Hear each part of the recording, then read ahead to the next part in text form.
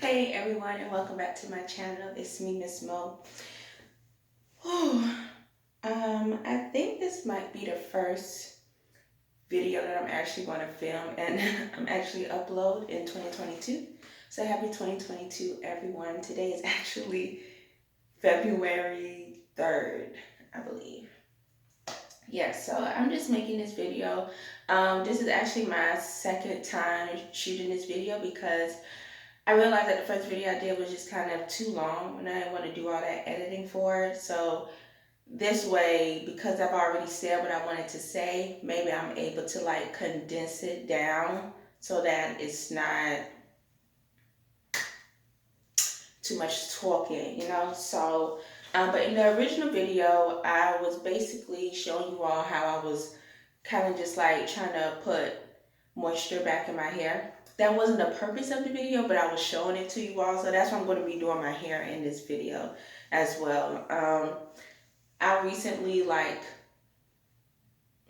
I'll just say I did some self-care to my hair because I used an actual aloe vera plant, and I might insert some of those images in this video, but I used an actual aloe vera plant, the gel within it, and I put it all over my hair and I just let it soak.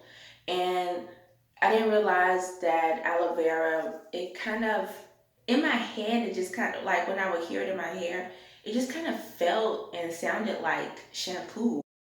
But what it did do was it moisturized the hell out of my hair. Oh my goodness.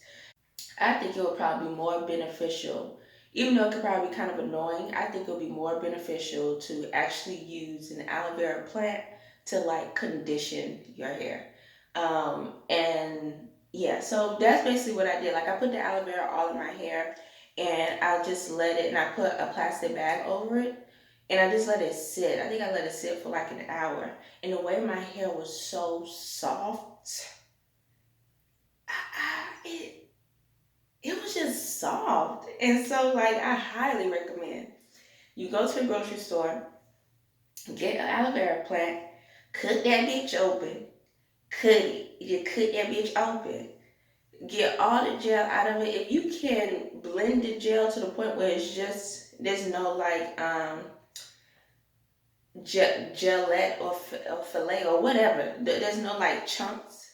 Blend it as much as possible. Put that all over your hair and just let it soak. You will not be disappointed, I don't think. So yeah, but I just wanted to put that out there because that's the type of treatment that my hair got. And so yeah, and then I just retwisted my hair with just like some shea butter.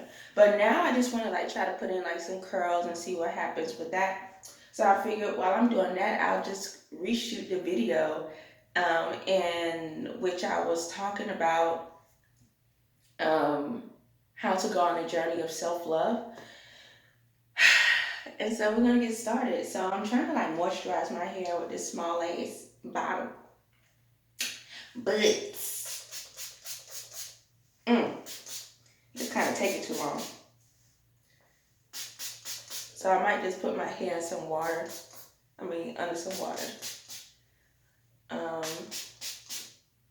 You know what? It'd probably just be easier because I don't want the water to be dripping all on me.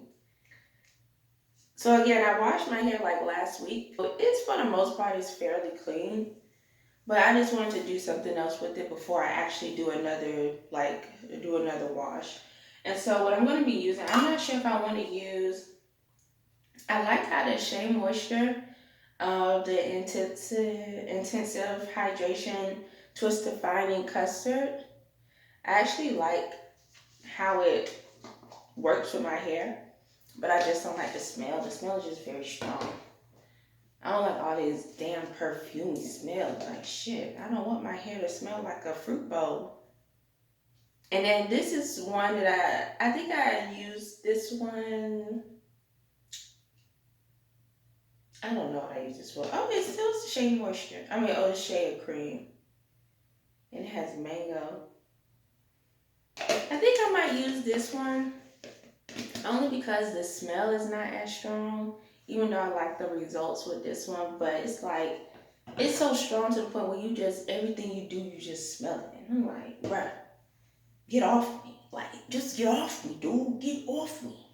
And so usually when I see people do like twist or put curls in their hair or something, they use like a gel.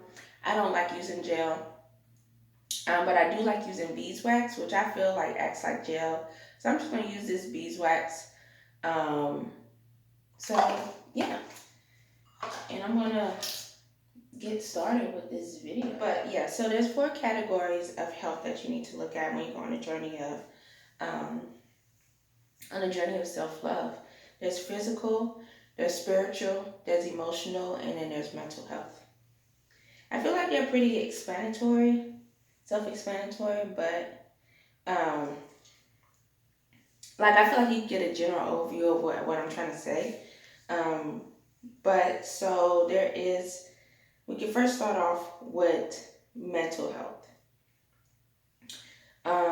Your mental health is like so fucking important. Is this doing what I needed to do?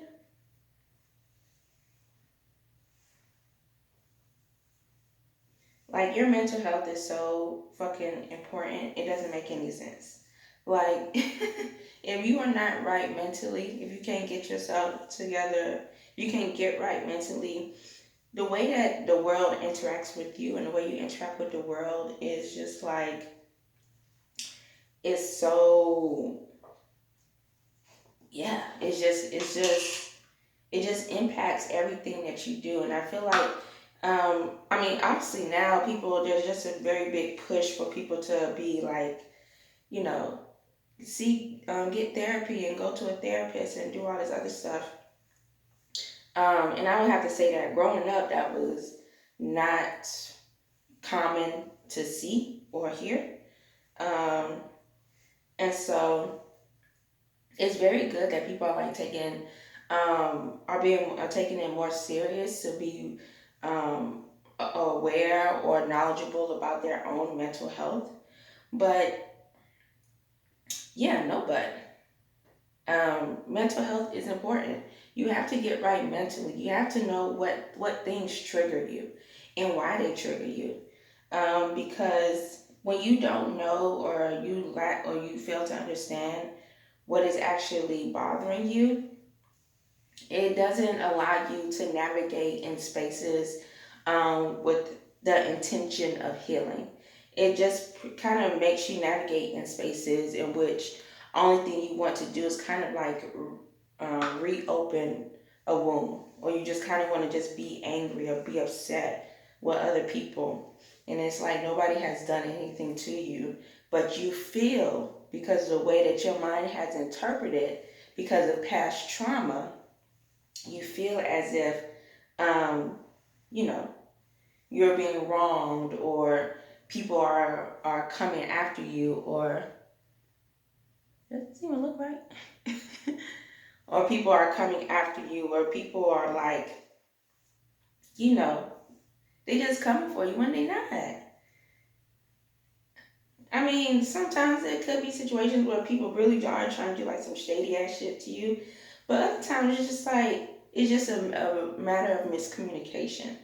But in order to even get to a healthy point to see like, oh, maybe this is just a miscommunication, you have to do some work on yourself.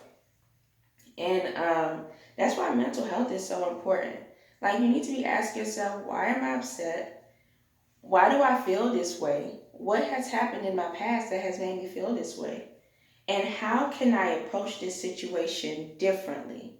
Because in the past, I may have, you know, just started screaming at somebody or just hang up in somebody's face or just like close the door, just like shut off from everyone.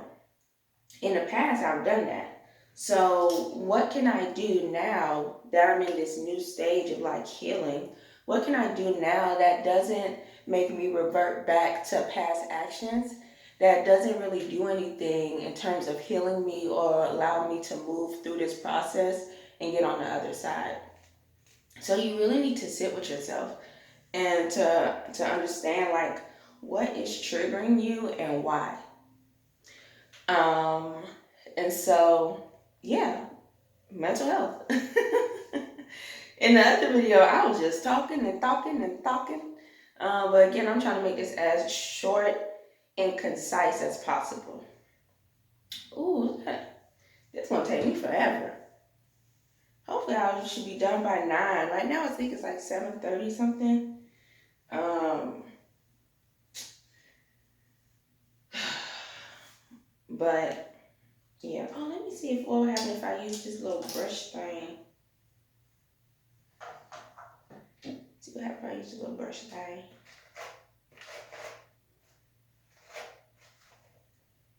You know what? That's a negativo.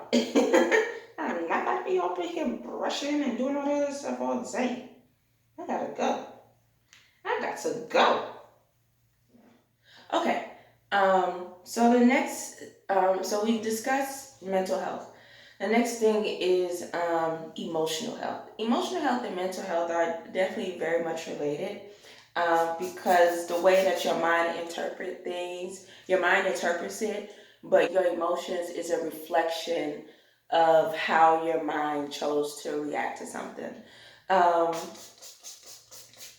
so emotional health is very important. And when I talk about emotional health, I'm talking about being emotionally intelligent. And for someone, emotional intelligence is very commonly spoken about in psychology.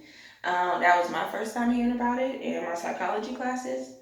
Um, and additionally, at home, because my mother was a mental health professional.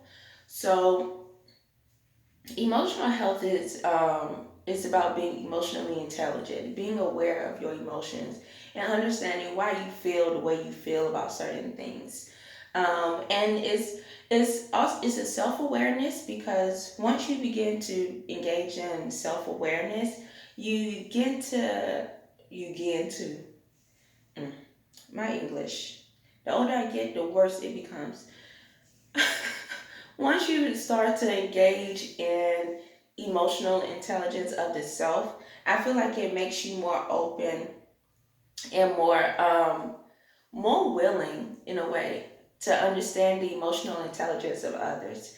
Because emotional intelligence is not merely just being aware of your own emotions; it's being aware of other people's emotions too. Um, so when you start to see certain things that people are doing, that it's like, oh, they're probably upset because of such and such, or this might make them upset, or this might make them sad if I say this. I feel like when you start to become um, emotionally healthy, you start to become sympathetic. And I would say more so, you start to practice a lot more empathy. And that's an important part of self love because you can't love yourself and hate others around you. It don't work like that, man. You can't love yourself and hate others around you. What does it? What does Jesus say in the Bible? Jesus says, the greatest two commandments is to love God with all your heart and all your soul and something like that. And the second one is to love your neighbor as you love yourself. Boom.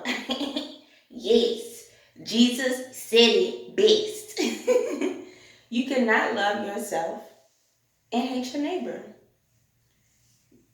And you can't practice true self-love and then hate your neighbor. Like it don't match. The math don't be mathing with that type of equation.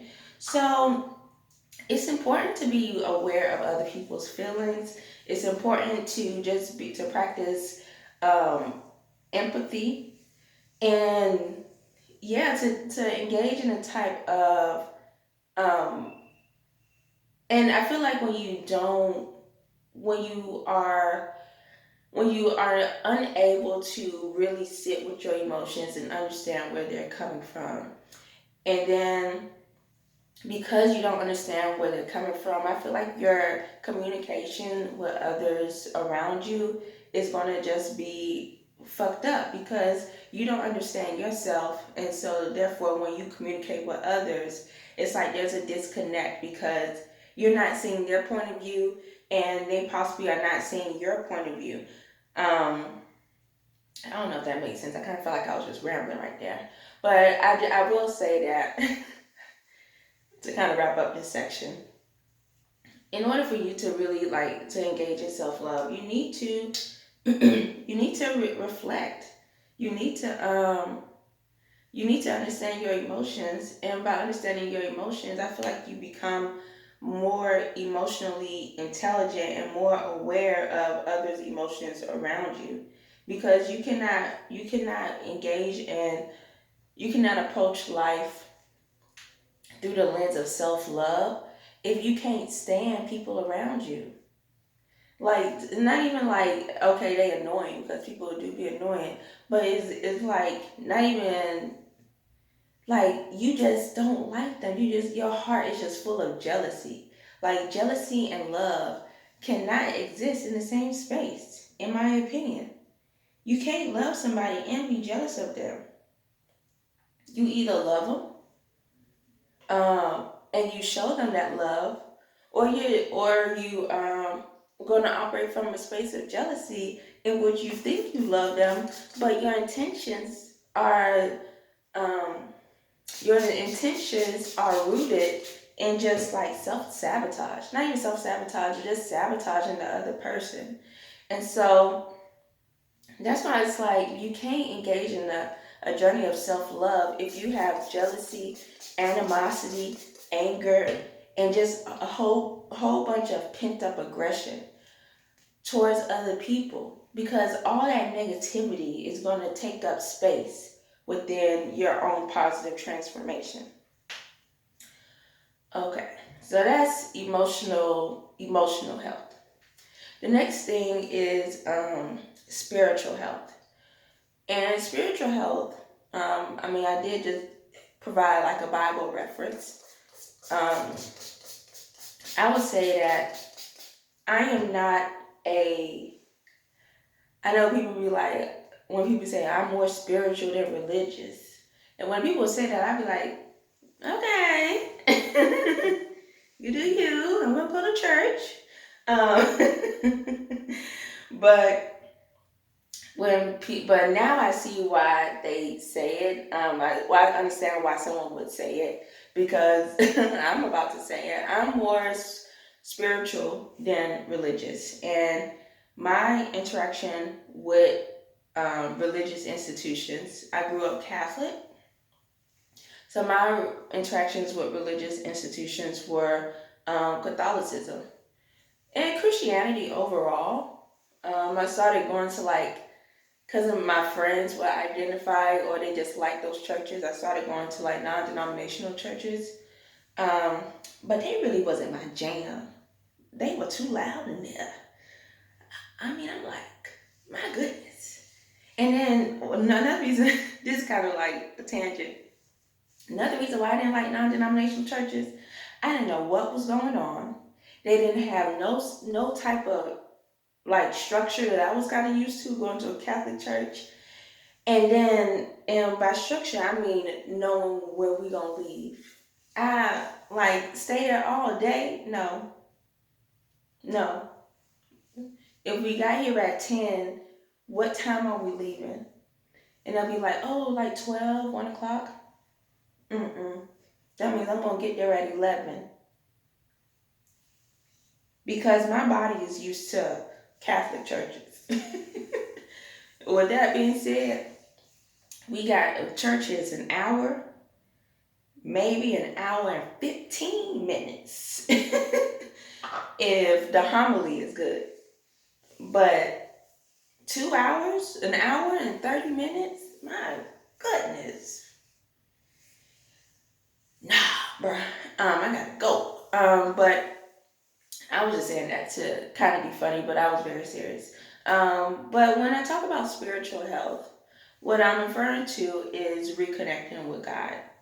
I brought up the going to Catholic churches and the fact that I'm more so spiritual than religious, because I stopped actually going to Catholic churches, or I stopped going to church because I just felt like the church was doing evil things. And I didn't want to condone any type of evilness as much as possible. Since I cannot, and I'll say, since I cannot single-handedly bring down a religious institution that's been around for, I don't know, like thousands of years, what I can do is understand the power that I do have and know that, oh, I don't have to go to these places. And so I stopped going to church. But understand that that decision was not a light decision. And it actually really hurt me that I couldn't find comfort in a place that's supposed to be a house of love, a house of comfort, a way to kind of escape society and all the bullshit that comes with it. I couldn't find that within a church, because, especially a Catholic church, because of there's so much evilness that goes on, and just things that just didn't sit right with me. So that decision to stop going to church and like to just truly strengthen my relationship with God, it was not an easy decision to do, but I'm glad I did it, because what would happen is that um, I would link. I'm trying to be creative, y'all, because I need to push this hair back. What would happen was that I would link my faith to the religious institution. And what I mean by that is that I would, because I've been taught that like if you don't go to church, you're gonna go to hell. So it's like, okay, if I don't go to church, if I think differently from everybody else, if I question anything within the Bible, I'm gonna go to hell. And it's like, but it's people that are doing, or people that are sitting by and watching evil things happen within these institutions that are telling me that I'm going to go to hell. So, based on my understanding of God, I need to listen to God and not man. And the actions of men, and when I say man, I'm just using the general term, I'm using that generally to just encompass humanity, or human beings. So in order for, and so I'm hearing all this information about me, or not even me, but like the way that I'm thinking, that if I were to pursue and act on these thoughts, that I'm going to go to hell. And I'm hearing it from people who are either sitting by or not being vocal about issues that are going on within these institutions, or yeah, just people that are just sitting by and watching it. So it's like I'd rather take my chance of, basically, I ain't gonna say going to hell, but I'll say this. I would rather listen to God than listen to man. So even though man is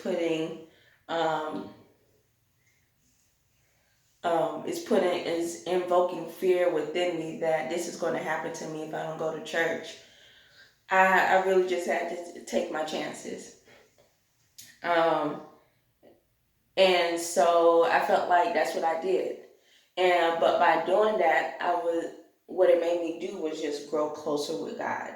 And I'm so grateful that I did that, because as I get older, um, the world gonna do what it do. And so having a stronger relationship with God has meant so much to me. And having a relationship with God that's not tied to the church is such a powerful relationship to have. And what I would like to do, and I need to be more intentional about it, because right now I do make time out for God. Like every morning I pray, but I want to get into the habit of like praying multiple times a day, just talking to God and having a conversation. And I don't feel like that would have happened if I would have stayed within the church, because I would have had so many people in my ear just telling me stuff. And it's people that are telling me stuff from their own life perspective. Like, mm-mm. I mean, I do like if I do like having conversations about people. I do enjoy having conversations with people about religion or about God and spirituality. Um, but yeah, but to go to an actual institution filled with people that is just like, I don't know. It just made me uncomfortable. And so, but I'll just say that what I have been doing is just trying to explore different ways to connect with God that's not linked to the church. And I feel like that has been like just very helpful in my own spiritual healing and just spiritual wellness. Because when your spirituality, when your faith is linked to the church, and you see how people behave, it can cause you to question your faith. And I feel like God has continued to be a constant in my life. Um, and definitely when he show up, he show out. That is true. That is true. And so yeah, but I'm just glad I get the opportunity to go on this journey and just kind of separate um, separate my faith from the religious institutions, and I feel like that has really helped me in my journey of self love because I'm connected with my Creator. It's just me and God. I'm just connected with God, and from that connection, being having things revealed to me that is helping me um, just truly embrace the journey of self love and yeah, embrace the journey of self love because it can be scary. And it's not only scary, it can be kind of frustrating when you realize just kind of like how fucked up you are. Like, just so many things have fucked you up in your life. And to kind of go through and unpack those things, to kind of go through and unpack those things, it's not an easy journey to go on. So that's why you might hear people say like self healing is hard. It is hard to come and sit with things that um, you probably blocked, but are actually true. And so I think by strengthening and being intentional about strengthening my relationship with God, it has kind of allowed me to hold the hand of my Father in a way, because it's like God is walking me through this process and providing me with like mental clarity and spiritual clarity to unravel all the pain that I have experienced in my life that has influenced why I act the way I act, why I engage in the things that I engage in. So yeah, and then the last thing, because I think my phone is about to do what it do, and that is run out of storage. um, the last thing is physical health. Let's get physical. I wanna get physical. Yes. Oh, we talking about sex.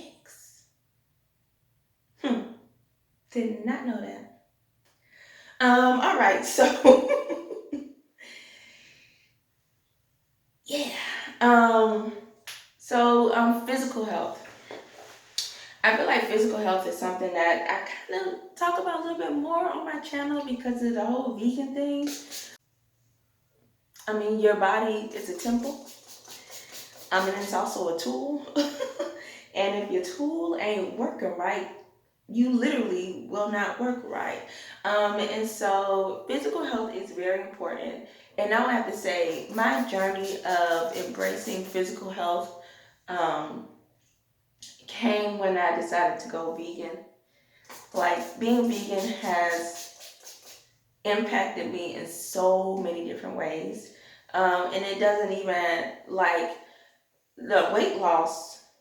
I mean, I was a little chunk. I ain't gonna lie, I was a little chunk. But, like, it was, and I feel like being a little chunk. That's that Decatur coming down. A little chunk. I was a little chunk. Um, but I feel like when I became vegan, I just started to kind of like love my body more. And I don't think that I've lost like an extreme amount of weight. I have lost some weight, but um, and I point that out is because like I still see like I still got rolls on me.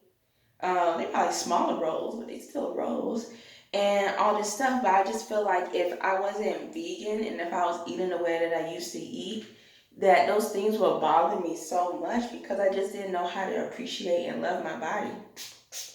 And I feel like, and that's the biggest thing that I say I have taken away from being vegan is just that it's not like being vegan is to me, being vegan is not about like, oh, let me eat things that are just meat substitutes. Being vegan to me, it's about reconnecting with my body through things that are found in nature. So eating my vegetables and eating my fruit and eating my legumes or legumes, however you say it, my beans and stuff, um, eating my grains, like reconnecting with nature and realizing that the things that I eat are actually fueling my body and should fuel my body. It shouldn't just be something to just fill a void of, oh, I'm hungry. No, your food should be fuel. How do you want to fuel your body? Do you want to fuel your body with candy and chips and just all these super fatty things? Or do you want to refuel your body with things that will actually make you grow and flourish, that make your hair grow, that make your skin look good, that will make your body feel good? Like, being vegan, people always like, again, will make fun of you and do all these things like, I don't know. It's just weird because people make fun of you for taking care of your body, and yet they be walking around with so much unnecessary pain. And it's like, bruh, look at what you eating. Look at what you putting in you. How are you not in pain? You're not even taking care of the blessing that stands before you, which is a body, a healthy body at that, or I'll say an able body at that. And what you doing? You're taking advantage of it by just polluting it with stuff. Now, I'm not trying to be on here to like shame anybody. Eat your meat if that's what you want to do. Eat your animal product. But I'm just more so coming for the people that like to make fun of vegans and make it seem like people are being vegan to like seem snobby or bougie or whatever. It's like, no. I love my body. I want to love it some more. So I just want to eat things that my body responds well to. Because a lot of people, including myself, you would eat or you will consume things like milk products, knowing good and damn well, that as soon as you put that thing, that as soon as you drink that milk, your body's gonna say, hell no, get out now. And yet you just make it seem like, oh yeah, I'm fine. Or you try to make fun of people who are vegan. It's like, bruh, why my food? I just don't prescribe to the idea that my food should be trying to kill me from the inside out. How is that a problem? And why does it bother you? But I mean, that's obviously a tangent. But what I'm trying to say is that um, my physical health and physical wellness I would say truly began when I became vegan. Because I could say that, you can exercise and you can be active, and being active is great. But if the things that you are putting inside your body in a way limits your activity, then you need to reconsider what you're putting inside your body. And I feel like, again, being vegan allowed me to just truly embark on a journey of like self-lovery, like so much, because I didn't realize that in order to love myself, I needed to stop polluting my body. Like when people say, "Oh, you need to love yourself," I feel like they kind of reference what I first started talking about, which is like mental health, like kind of like getting your mind right. But getting your body right, that needs to happen too. And getting your body right does not necessarily mean like working out and like just being super active. It can truly mean by understanding and being more conscious about what you are actually putting in your body in terms of food, in terms of medicine. Like, yeah, just being more intentional about understanding what is actually going in your body. So, yeah, those are the four categories of health that I feel like someone would need to go on in order to engage in a journey of self love. And I'm speaking just from my own personal experience. I would definitely love if you all just like left a comment, just letting me know what stage of your self love journey you're in, um, and or what category of self love journey are you currently in? Because I feel like you will need to address all four categories, but you don't have to do it all at once. You don't have to have Mondays as spiritual wellness, Tuesdays emotional wellness, Wednesday physical. Like you don't have to do all like that, but just like, and it's a process. And depending on how much stuff you have to unpack, it's probably gonna be a long process. Like definitely over a year or something. But I just feel like people shouldn't be afraid to go on that journey, because in the long run, it's gonna help you. It's gonna just overall just help you love yourself better, because there's only one you, and you are beautiful and you are special.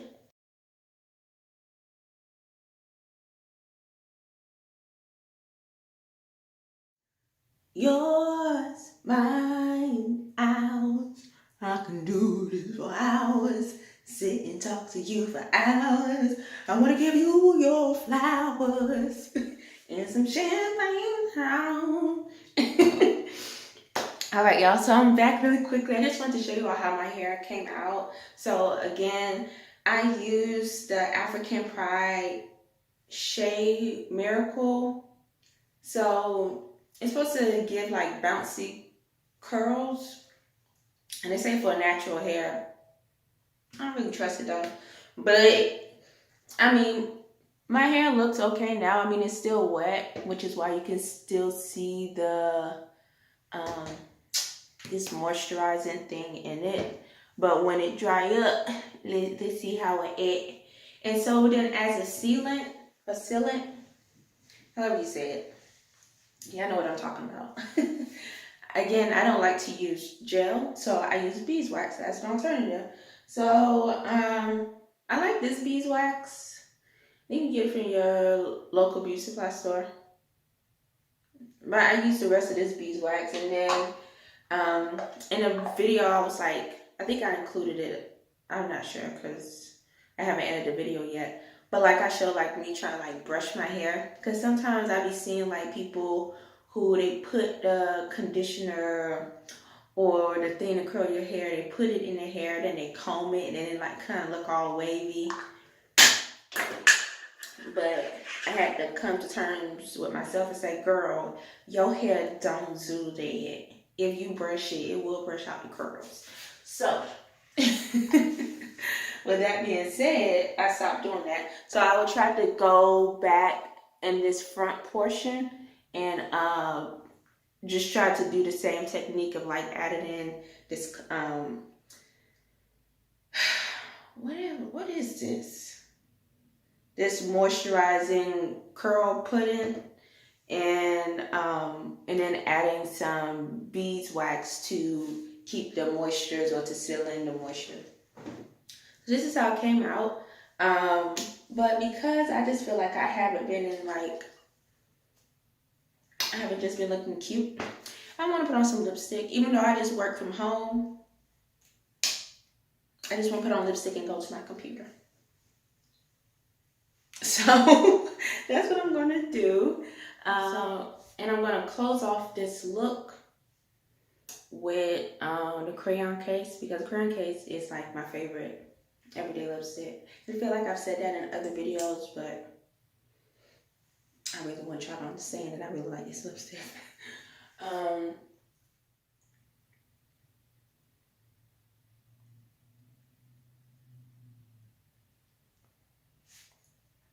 Then I met you. Then I met you, and I know, a love like ours seems to lead hours and hours and hours and oh.